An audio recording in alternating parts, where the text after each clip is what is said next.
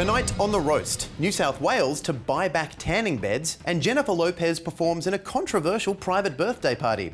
But first, NSA whistleblower and terminal recreationist Edward Snowden has now spent over a week holed up inside Moscow airport in an attempt to evade extradition to the United States.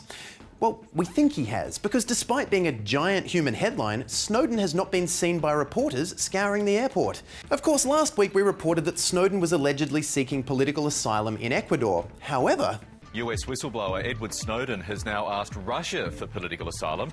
And Russian President Vladimir Putin said he's fine with that, subject to one condition. If Snowden wants to stay in Russia, he must stop leaking American secrets. Because now there are secrets everywhere. It's creating a real mess. I mean, look at this one. Snowden revealed over the weekend that U.S. intelligence agencies are spying on 38 embassies and missions around the world. 38! That's basically everyone. Who didn't they spy on? Only one hand-picked group of nations is excluded. They include the UK, Australia, Canada and New Zealand. Woo! Exempt! I knew being an ally in all those wars would pay off. Not like Germany, who America definitely probably spied on. Like around 500 million telephone calls, emails and text messages every month. And that pissed Germany off, with a spokesperson saying, "Bugging friends is unacceptable, we are no longer in the Cold War."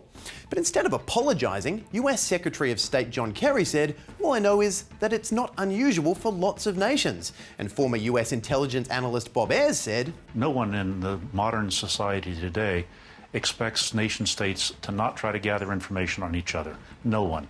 So it kind of sounds like everyone's doing it. And for more, let's cross now to see Clark Richards, our espionage expert. Clark, can you confirm all this? Oh, Tom, why didn't you knock? Why would I knock? What are you doing? Oh, right, you got me. I was just having a cheeky little spy before bed. Oh, Clark. Oh, what? Everyone's doing it. You know what it's like. You start noticing other nations, you get curious about changes in your own nation, and then before you know it, you've been spying for the last 2 hours and haven't eaten dinner. John Kerry is right. We need to get over the taboo of spying because, let's face it, it's all just part of growing up as a country. Oh, but Clark, we shouldn't have to spy on our allies. I mean, Berlin just came out and accused Washington of treating Germany like a Cold War enemy. Yeah, sure, Tom, because we all grew up and stopped spying once we didn't need to anymore. You weren't there at the end of the Cold War. You have no idea what it was like. Well, I guess my spying days are over. We'll be allied with East Germany soon enough, and you don't need to spy once you're in a long-term relationship like that. Well, I guess one more quick little spy wouldn't hurt anyone. And that's how it happened. That's how what happened? You just kept saying, "We never stopped spying" over and over again for 2 minutes. Oh, hello. Hey, I wasn't spying. Are you here for a spy? I've never spied in my life. I'm in a long-term relationship with our allies. This is exactly what I'm talking about, Tom. Everyone spies, but no one talks about it, so you get really embarrassed when you get caught. Hey, guys. God, what are you doing here? You're not spying here. Are you here for a spy? Oh, I've been spying on you guys the whole time. I got the whole thing on tape. You filmed it? Don't put that on the internet. We'll take a look. You have no idea what it was like. We never stopped spying. We never stopped spying. Well, you just did that for a couple of minutes, but if I just fast forward... Don't put that on the internet! So I guess what you're saying is everybody spies, but it only matters if you get sprung. Yes. Ugh, you guys are disgusting. Next up tonight, the New South Wales government has launched a buyback scheme for tanning beds ahead of a statewide ban that comes into effect from December 2014. Now, going straight to the ban, what about the other steps? If our cancer-causing friend the cigarette has taught us anything, it's that there is a process to stopping people from contracting self-inflicted cancer. First, there are the health warnings, then there's plain packaging, and then comes the ban. Well, the partial ban. Now, the buyback is aimed at preventing tanning businesses moving onto the black market once the ban comes into force, as opposed to the current burnt orange market. Because with a black market, the government would need to set up a task force to combat underground tanning salons. It was 5 to midnight when she walked into my life. Office hours are 9 to 5. But she had the sort of bronze pins that could pick any man's lock. I remember thinking she was awfully tan for this time of year, smelling of coconut and butter. But in a world like mine, everything is either black or white. So when I saw orange, I could smell a rat. So I smacked her around a little. But misogynistic film noir series aside, skin cancer is a huge problem in this country. Australia has the highest rate of melanoma in the world. So where does it leave us in the fight against skin cancer? Well, let's cross now to Nick Richardson, reporter and anti-tan activist. Nick. Tom, Australia has the highest rates of melanoma in the world. Just said that. Yeah.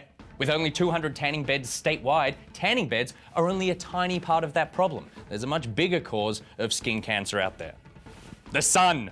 That's the real culprit. Someone using a tanning bed is just choosing to tan. But you got no choice with the sun. It just tans all over you all the time. It's tanning all over everybody. It's tanning all the babies, Tom. It's high time we treated the problem at the source. If cool-looking tans are unhealthy, then let's just make looking unhealthy the new cool. I mean, look at me. I'm cool, and I'm almost translucent. They use me in anatomy classes to teach the endocrine system. Oh, like a dead frog? Yeah, like a cool dead frog. And finally tonight, the human attached to Jennifer Lopez's butt cheeks, Jennifer Lopez, has received backlash for her controversial choice to perform in Turkmenistan at the birthday celebration of President Gurbanguly Berdimuhamedov.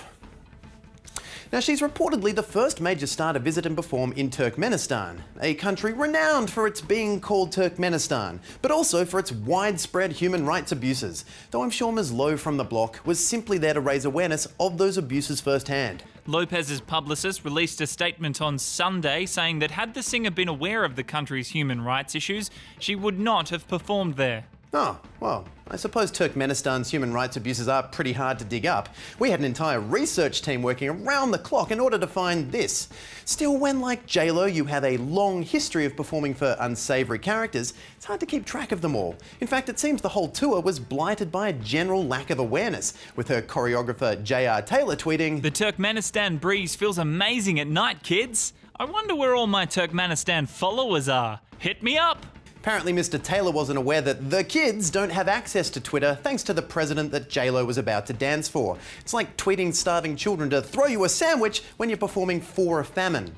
Now, last year J-Lo copped similar flack for performing in Russia whilst Pussy Riot was on trial, to which Lopez replied, "I don't like to talk politics, to be quite honest." And she doesn't. Oh, well, except when she does. President Obama has had our backs from the beginning, so it's time we get his. Nor, though, is this the first time that Lopez has performed private functions. Turkmenistan was just part of her tour.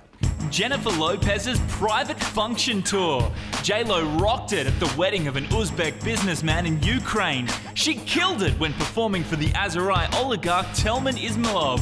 And her performance in Turkmenistan, well, the reviews speak for themselves. So don't miss your chance to see the private function tour.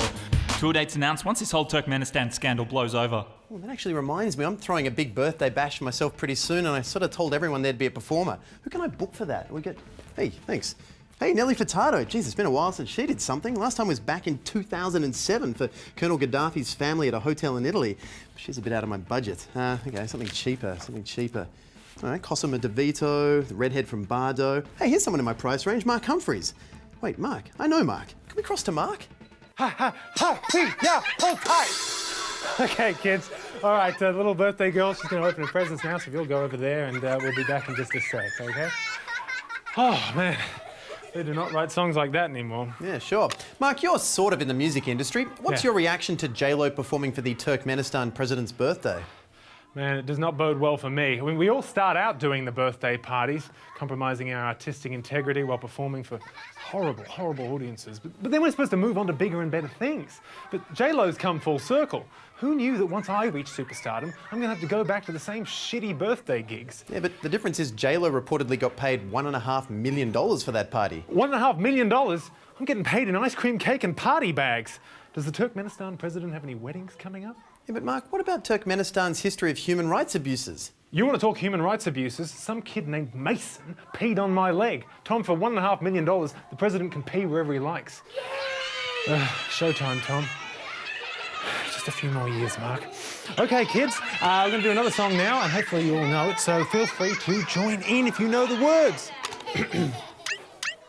I said, hey, ha, the hey, the hebes to the hebes, you know, how we and the boogie and the widdy. I said, you, Mason. Well, you get what you pay for, don't you? Oh, for $150, I get all three guys from S Club 7. Hey, good night.